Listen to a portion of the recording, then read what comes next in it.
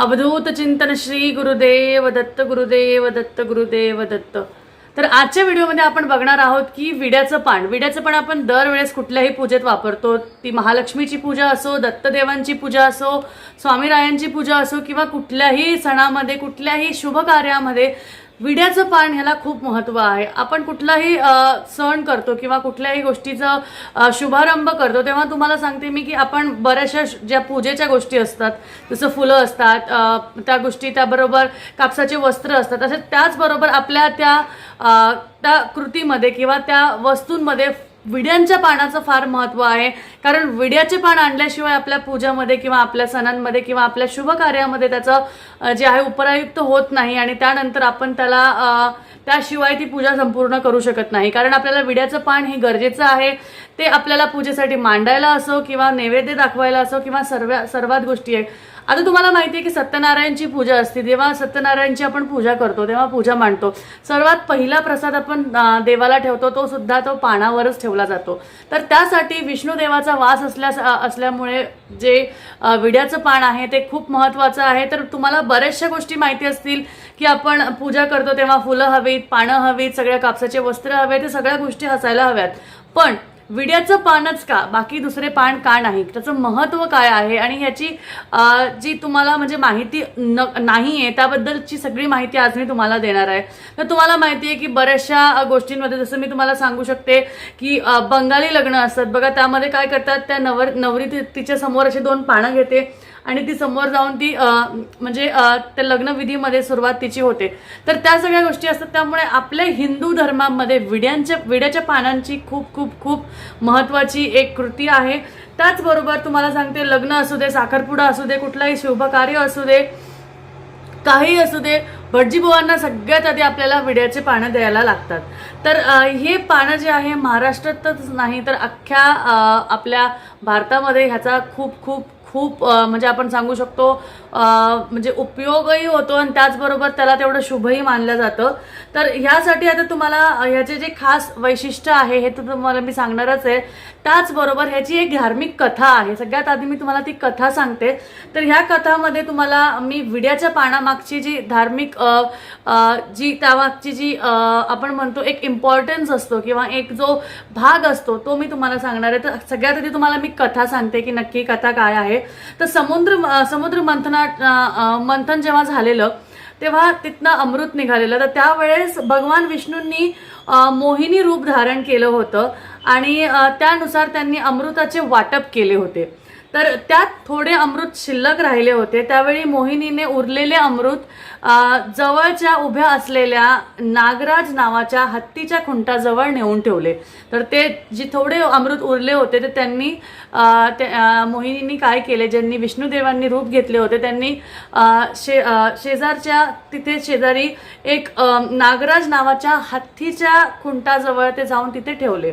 त्यामुळे त्या थोड्या दिवसांनी त्या अमृतामधून वेल उगवली। तुम्हाला माहिती असेल की विड्याच्या पानाची वेल असते, त्याचं झाड नसतं किंवा त्याचं छोटंसं हे नसतं, त्याची वेल असते, विड्याच्या पानाची वेल असते। तर ती तिथं वेल उगवली आणि ही वेल नागाप्रमाणे खुंटावरून सर वर चढत जायला लागली। तर वेल जी आहे ती वरती चढत जायला लागली, कारण वेलचं हे गुणधर्म आहे की ती वरती चढतच सगळीकडे वरती पसरते।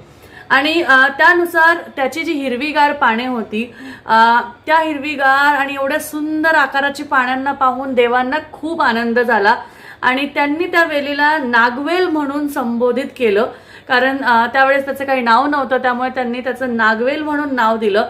आणि त्यावेळेस भोजन झाल्यावर देवदेवता ह्या पानाचा विडा म्हणून खायला लागले आणि त्यानंतर नैवेद्य सुद्धा अर्पण करण्यासाठी देवाच्या पुढे पानाचा विडा ठेवला जातो आणि पानावर नैवेद्य वाढवला जातो, जसं मी तुम्हाला सुरुवातीला सांगितलं। तर त्यानुसार त्यानंतर मग त्यावर दक्षिणा ठेवल्या जात गेली, कारण देवाला आपण दक्षिणा ठेवतो, ह्या सगळ्या गोष्टी असतात। त्यानुसार महाप्रसाद, नैवेद्य, दक्षिणा ह्या सगळ्या गोष्टी विड्याच्या पानाशी निगडीत होत गेल्या। आणि तुम्ही दरवेळेस बघता, जेव्हा तुम्ही सवाष्ण ब्राह्मण बोलवता तेव्हा तुम्ही त्यांना 2 पाने, 1 पैसा आणि 1 सुपारी त्यांना विड्याचं पान देता आणि हळदी कुंकू लावता।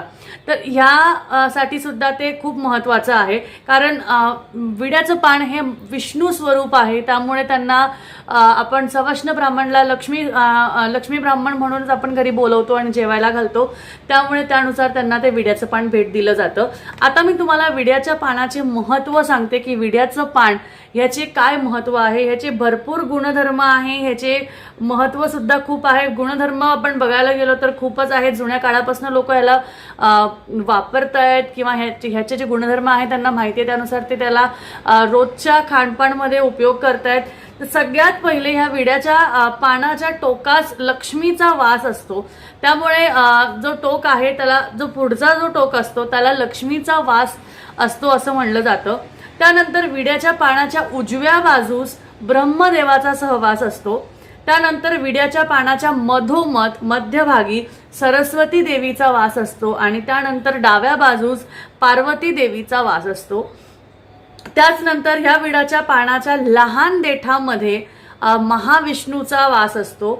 जे लहान मधली जी देठ असते त्यामध्ये महाविष्णूचा वास असतो.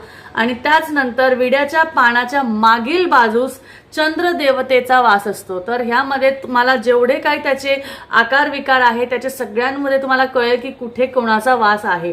त्यानंतर विड्याच्या पानाच्या सर्व कोपऱ्यांमध्ये, सर्व ज्याचे जे कोपरे आहेत त्या कोपऱ्यांमध्ये परमेश्वराचा वास असतो.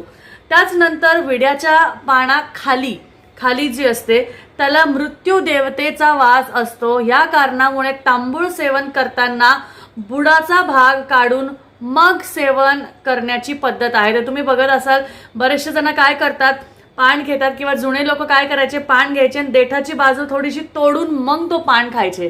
का तर त्याच्या ज्या खालच्या भागात आहे तिथे मृत्यू देवतेचा वास असतो, त्यामुळे तेवढा भाग तोडून दिला जातो आणि त्यानंतर तो खाल्ला जातो. त्यानंतर विड्याच्या पानाच्या देठात अहंकार देवता आणि दारिद्र्य लक्ष्मी राहतात, म्हणून पान सेवन करताना देठ काढून टाकायचे असते. मी जसं तुम्हाला सांगितलं की देठ काढून मागची बाजून करतात, काढून मग खातात, म्हणून मग ते गोष्टी काढून मग खायचे असतात.